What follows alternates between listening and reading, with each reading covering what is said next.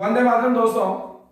Destiny 144 पे हैं आप और प्रधानमंत्री और मंत्रिपरिषद हमारी खास राज्य व्यवस्था की जो सीरीज चल रही है, इसमें प्रधानमंत्री हम पढ़ रहे थे और अंतिम क्लास जो रही उसमें हमने पंडित जवाहरलाल नेहरू को के बारे में हम पढ़ रहे थे। तो पंडित जवाहरलाल नेहरू देखते हैं। पंडित जवाहरलाल नेहरू, इनका कार्यकाल 15 अगस्त 1947 से 27 मई 1964 तक रहा। पहला तो ये याद रखेंगे।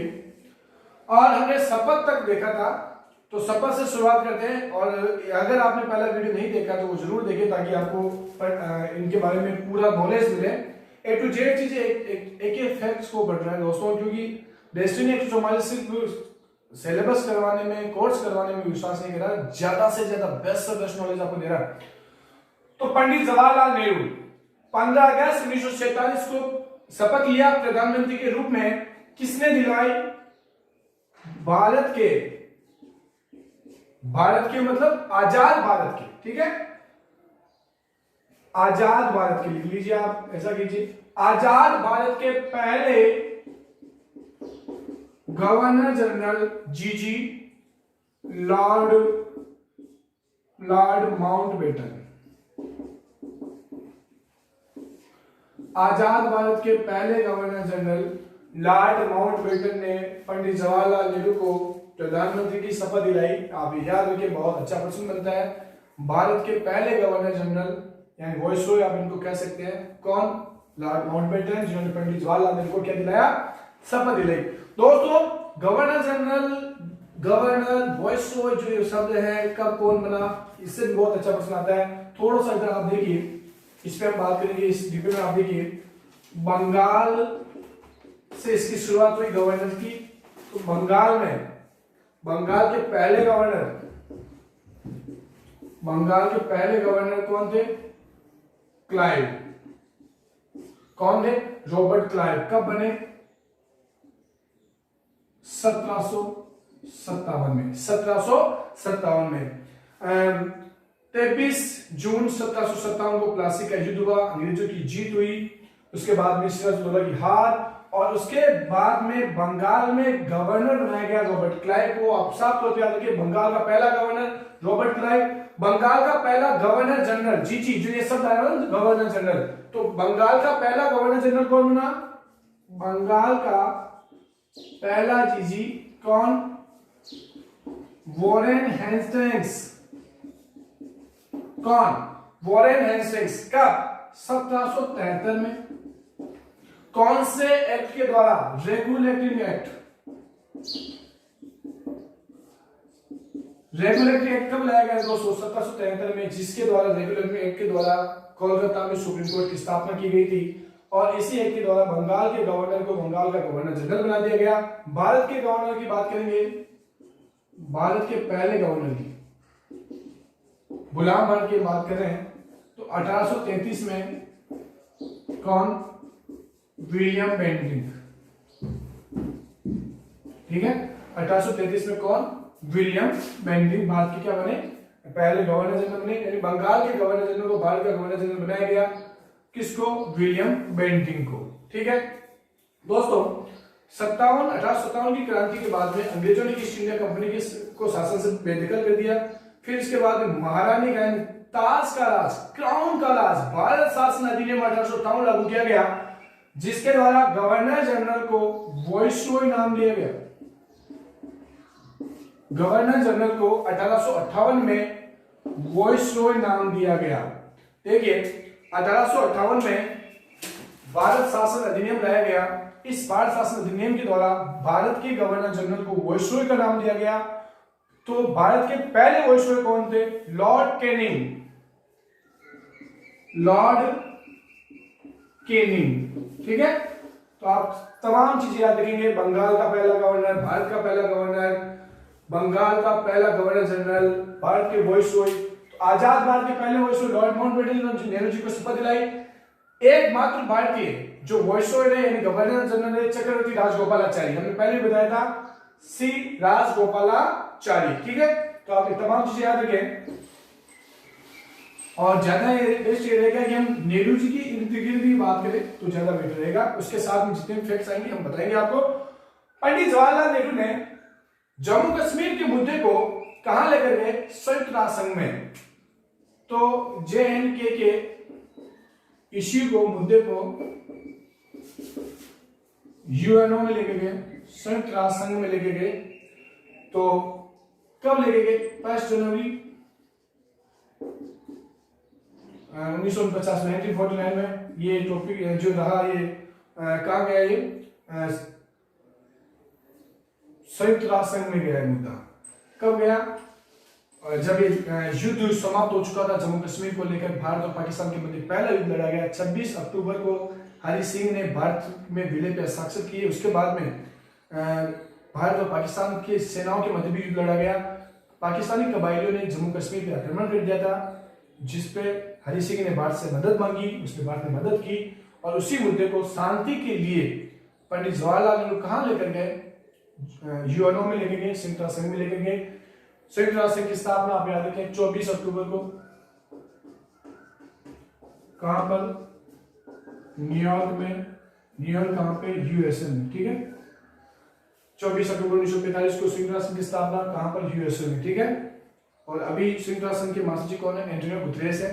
कौन है? एंटोनियो गुतेरेस, जो कहां से है? पुर्तगाल से। पुर्तगाल के पूर्व प्रेसिडेंट रह चुके हैं। दोस्तों आगे की बात करते हैं। नेहरू जी ने 15 मार्च 1950 को योजना आयोग लेकर आए और योजना आयोग के पहले अध्यक्ष भी रहे। योजना आयोग के पहले अध्यक्ष। योजना आयोग 15 मार्च 1950 कहां से लेके लाए इस योजना आयोग को? कौन से देश से इसको लिया गया? USSR, है ना, सोवियत संघ, रूस से इसको लिया गया और 1950 में लाया गया योजना आयोग। योजना आयोग जो है उसका अध्यक्ष जो होता है वो भारत का प्रधानमंत्री होता है। पदेन प्रधानमंत्री ही उसका क्या होता है? अध्यक्ष होता है। मतलब जो भी प्रधानमंत्री है वो क्या होगा? इसके अध्यक्ष होंगे। और अब इस योजना आयोग को हटा दिया गया है 1 जनवरी 2015 को। इसकी जगह कौन सा? नीति आयोग। कौन सा आयोग दोस्तों? नीति आयोग लाया गया है। और नीति आयोग में, नीति आयोग के वर्तमान अध्यक्ष कौन है? नरेंद्र मोदी। कौन है? श्री नरेंद्र मोदी हैं, जो भारत के प्रधानमंत्री हैं, मोदी साहब, मोदी जी।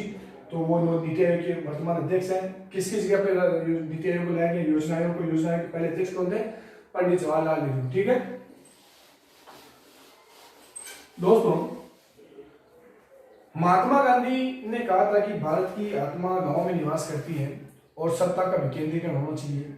इसी सत्ता के विकेंद्रीकरण के लिए, सामुदायिक विकास के लिए, समाज के सर्वांगीण विकास के लिए नेहरू जी ने सामुदायिक विकास कार्यक्रम की शुरुआत की थी। तो 2 अक्टूबर 1952 को सामुदायिक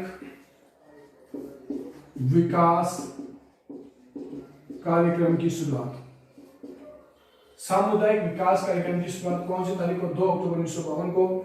2 अक्टूबर का सीधा सा मतलब है महात्मा गांधी की जयंती। 1869 में महात्मा गांधी का जन्म 2 अक्टूबर 1869 पोरबंदर में। कहां पर है? गुजरात में, ठीक है। तो सामुदायिक विकास कार्यक्रम की शुरुआत की गई सत्ता के विकेंद्रीकरण के लिए।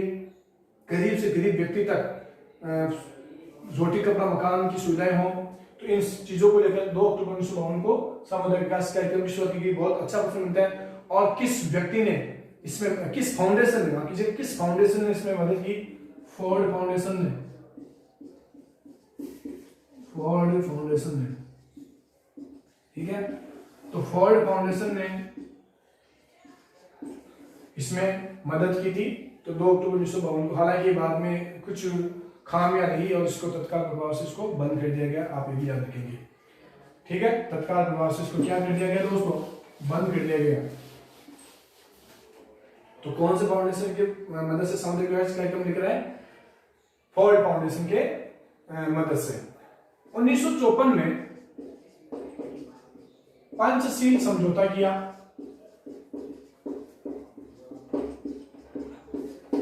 1954 में पंचशील समझौता किया, किसके साथ में? चीन के साथ में।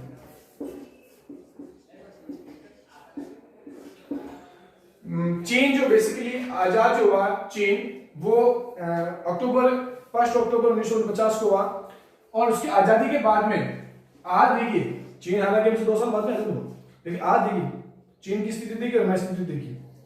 तो चीन 1954 में चीन के साथ में पंचशील समझौता हुआ, और नेहरू जी के प्रयासों से भी चीन को संयुक्त राष्ट्र संघ में वीटो पावर मिली थी, आप ये भी याद रख सकते हैं। पंचशील समझौते में 5 मुख्य सिद्धांत, और इसमें शांति को लेकर एक दूसरे को आर्थिक रूप से, सामाजिक रूप से, एक सामरिक दृष्टिकोण से हम एक दूसरे की मदद करेंगे, शांति को बढ़ावा देंगे, प्रेम और सौहार्द बढ़ाएंगे, इसको लेकर समझौता किया गया। कौन से वर्ष? 1954 में। किसके साथ में? पंचशील समझौता चीन के साथ में, आपको याद रखिए। मित्रों, क्रम वाइज एक क्रोनोलॉजी में हम पढ़ रहे हैं, और अगली बात करेंगे तो 1955 में नेहरू जी को, जयललिता को भारत रत्न दिया गया। 1954 में नेहरू जी को भारत रत्न पुरस्कार दिया गया। 1954 में नेहरू जी को क्या दिया गया? भारत रत्न पुरस्कार दिया गया। देश के पहले प्रधानमंत्री जिनको भारत रत्न मिला, देश के पहले पीएम जिनको क्या दिया गया? भारत रत्न। भारत रत्न की शुरुआत 1954 से किसने की? राजेंद्र प्रसाद ने,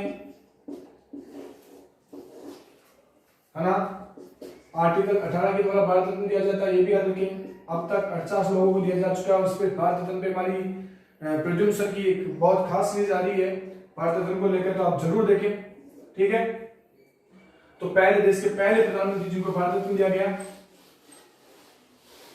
दोस्तों, जैसा कि हमने कहा कि सामुदायिक विकास कार्यक्रम को लेकर प्राइम मिनिस्टर जवाहरलाल नेहरू बहुत सीरियस थे, बहुत गंभीर थे, और विकास को लेकर इनका बहुत सॉलिड एजेंडा था उस वक्त। और इसको लेकर इन्होंने सत्ता में विकेंद्रीकरण के लिए, सत्ता को गांवों तक पहुंचाने के लिए, शासन को गांवों तक पहुंचाने के लिए बलवंत राय मेहता समिति का गठन किया गया।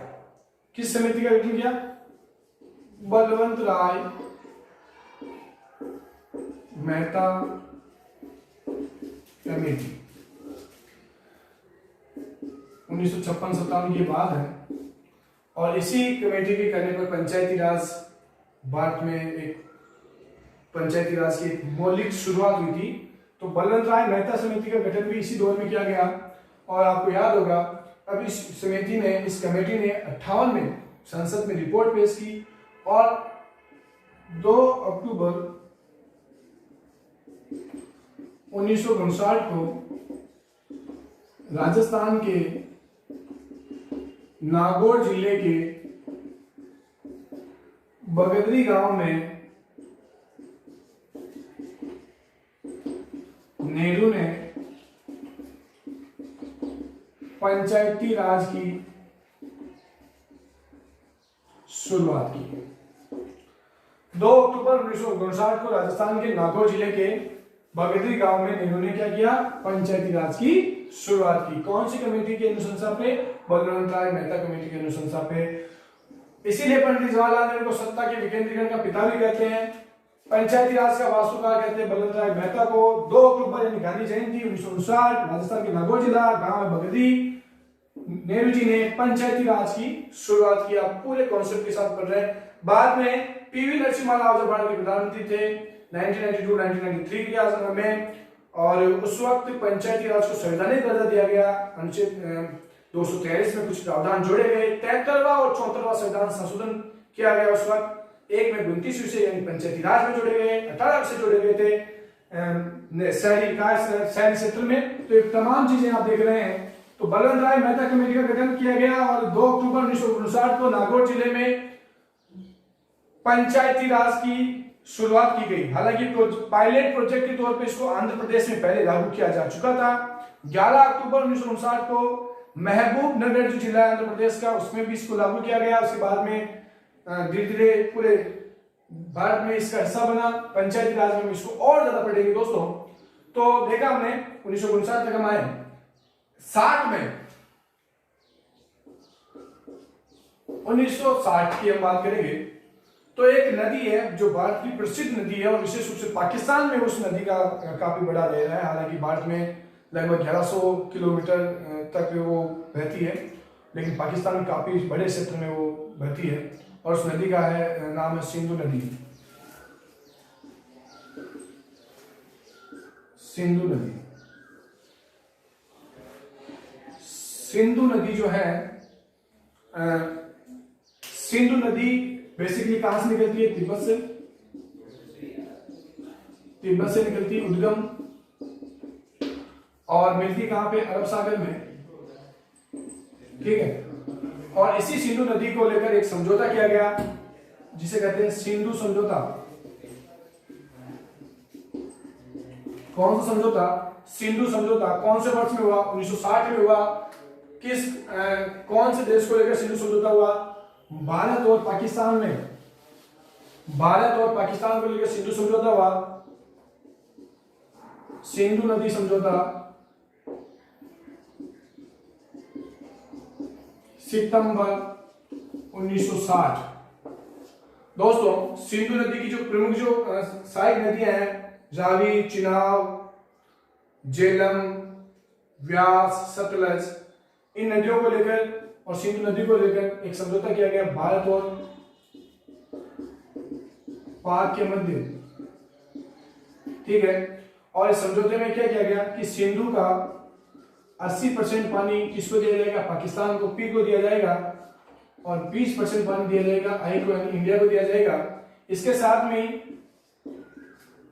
चिनाब व झेलम, इस नदियों का पानी भी 80% पानी इनको दिया जाएगा और 20% पानी दिया जाएगा भारत को। यानी सिंधु, चिनाब और झेलम का 80% पानी पाकिस्तान को और 20% पानी दिया जाएगा भारत को। ऐसे ही रावी, व्यास और सतलज, देखिए 3 नदियां ऊपर हो गई। 3 नदियों का 80% पानी पाकिस्तान को दिया जा रहा है और इन 3 नदियों का 80% पानी दिया जाएगा भारत को, यानी इंडिया को, और 20% पानी दिया जाएगा पी का मतलब सीधा सा पी का मतलब पाकिस्तान से, और आई का मतलब होता है इंडिया। तो रावी, व्यास, सतलज का 80% पानी इंडिया को, 20% पानी पाकिस्तान को। यहाँ पर सिंधु, चिनाब और झेलम का 80% पानी पाकिस्तान को, 20% पानी दिया जाएगा इंडिया को। तो सिंधु नदी को लेकर एक समझौता हुआ सितंबर 1960 में पाकिस्तान और भारत के मध्य, जिसपे हस्ताक्षर किए थे पंडित जवाहरलाल नेहरू ने। सिंधु जो पाकिस्तान की प्रमुख नदी है और भारत की ओर से सिंधु में मिलने वाली एकमात्र नदी चिनाब नदी, हालांकि ये नदियां बाद में भी मिलती है लेकिन चिनाब नदी इसमें बेसिकली मिलती है। झेलम नदी के किनारे है श्रीनगर, जो जम्मू कश्मीर की राजधानी, और श्रीनगर की स्थापना की थी अशोक ने, आप ये भी याद रख सकते हैं। देखिए, तो ये सिंधु नदी समझौता में किस प्रधानमंत्री ने भूमिका निभाई? पाकिस्तान के साथ में भारत ने, और प्रधानमंत्री थे पंडित जवाहरलाल नेहरू। क्या समझौता था ये हमने देखा। आगे की बात करते हैं दोस्तों। तो 1962 में 1962 में चीन और भारत के मध्य युद्ध, ठीक है, 1962 में भारत और चीन के मध्य युद्ध लड़ा गया। उस वक्त भारत के प्राइम मिनिस्टर कौन थे? पीएम कौन थे? जवाहरलाल नेहरू। और बेसिकली अगर डेट पूछ ली जाए तो 20 अक्टूबर आप लिखेंगे। 20 अक्टूबर को एकता दिवस मनाया गया पूरे भारत में, क्योंकि चीन ने जबरदस्त तैयारी के साथ युद्ध लड़ा और हालांकि हमने इस युद्ध हारे। क्या आजाद भारत का ये पहला युद्ध था? बिल्कुल नहीं था। इससे पहले हम जम्मू कश्मीर को लेकर पाकिस्तान से युद्ध कर चुके थे। हालांकि 10,000 सालों की हमारी संस्कृति में हमने आज तक किसी भी मुल्क पे आगे से युद्ध न आक्रमण किया। जो भी आए, जिन्होंने भी किया, हम भी किया, लेकिन हमने कभी भी, हमारी और नीति भी नहीं होनी चाहिए। और बड़े सिद्धांत है। हिंदुस्तान बुद्ध का, महात्मा बुद्ध की धरती है, और हमने सही सुनता, और कहते हैं कि अगर आपने किसी को माफ कर दिया, इससे बड़ी बात कोई कुछ नहीं हो सकती है। शांति और सभ्यता का राष्ट्र है हमारा, और इसीलिए हमने आज तक किसी का आक्रमण नहीं किया, लेकिन चीन ने किया। 62 में हम हारे, कोई बात नहीं। तो उस वक्त हिंदी चीनी का नारा किसने दिया था? पंडित जवाहरलाल नेहरू। हिंदी चीनी बाई बाई, हिंदी चीनी भाई भाई, ऐसा नारा भी इन्होंने दिया था। नारे से एक चीज और भी याद आ रही है कि इन्होंने आराम ही आराम का नारा दिया। आराम ही आराम का नारा किसने दिया? पंडित जवाहरलाल नेहरू ने। ठीक है, एक ऐसे राष्ट्रीय नेता रहे जो सर्वाधिक समय तक जेल में रहे। जेल में रहते हुए भी इन्होंने काफी कुछ लिखा और लिखने पे इनकी बहुत बड़ी रचना पिता के पत्र पुत्री के नाम, पिता के पत्र पुत्री के नाम, ठीक है। ये किसकी रचना है? पंडित जवाहरलाल नेहरू की। किसको लिखा था इन्होंने? आईजीएन इंदिरा गांधी को, ठीक है, श्रीमती इंदिरा गांधी को लिखा। आगे की हम बात करेंगे तो इनकी एक प्रसिद्ध रचना, प्रसिद्ध किताब भारत की खोज, ठीक है, भारत की खोज। भारत की खोज बेसिकली किसका नाम आता है जब भारत की खोज की बात करते हैं? तो मई 1498 को पुर्तगाल के वास्को डी गामा भारत आए थे और ये माना जाता है कि उन्होंने भारत की खोज की। कालीकट बंदरगाह पे केरला में उतरे। जमोली उस वक्त भारत के राजा थे, हिंदू शासक थे। तो पिता के पत्र पुत्री के नाम आईजीएन इंदिरा गांधी को लिखा। भारत की खोज इन्होंने, ये भी इन्हीं की रचना। सर्वाधिक बार लाल किले पे झंडा भी इन्होंने बनाया। अविश्वास प्रस्ताव जो अनुच्छेद 75 से किसी प्रधानमंत्री के रूप में लाया जाता है, के खिलाफ लाया जाता है पद के हटाने के लिए, पहले प्रधानमंत्री जिनको लेकर अविश्वास प्रस्ताव लाया गया, पहले पीएम जिनके खिलाफ अविश्वास प्रस्ताव,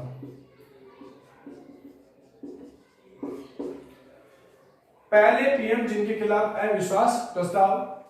कौन लेकर आए ये प्रस्ताव? अगस्त 1963 में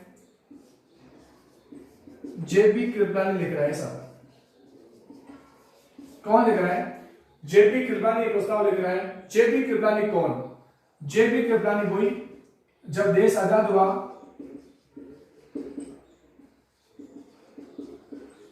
तब कांग्रेस के अध्यक्ष,